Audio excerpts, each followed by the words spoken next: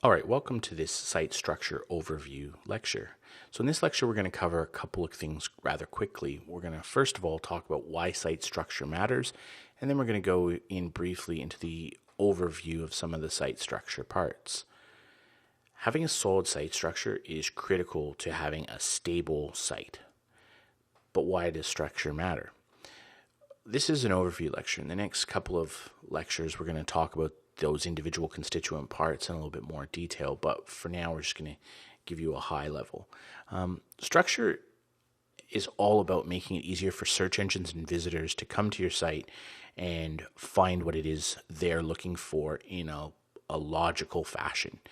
And really, one of the things that when SEOs talk about site structure that often gets overlooked is that having a really good foundation for your site is important for you too, not for the SEO benefit alone, but by thinking about how you want to set up your site and how you want to structure it, you give yourself a really good foundation for going forward about where and how you want your content to be placed and what your site is trying to achieve. So what makes a good site structure? Well, you have to have things that help your visitors get where they want to go in the easiest, most logical fashion.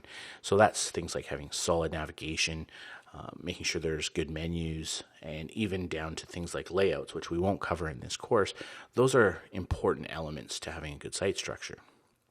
You also need to have certain pages and certain aspects on your site, certain details that Google wants to see. And that comes down to them understanding that your site is a legitimate place, it's a legitimate website that they will happily send traffic to. It's also important that you format your content correctly.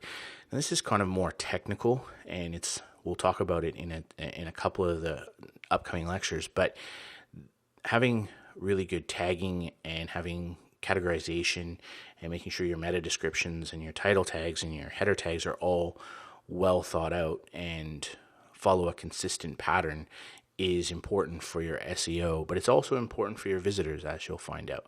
And then, as I mentioned, tags and categories, those are taxonomy, so that kind of gives some logical structure to what the content is about. And that's, again, obviously very important. So just in summary, this was a quick lecture just to give an overview of site structure before we go into the detail. But if you think about your site like a building, your buildings want and need really good foundations. You can't build a house on shaky foundations. So your site structure is an important thing to think about up front and put in place so that you can consistently follow it up. Now, over the next few lectures, we're going to go into those individual parts in a bit more detail. So I look forward to seeing you in those.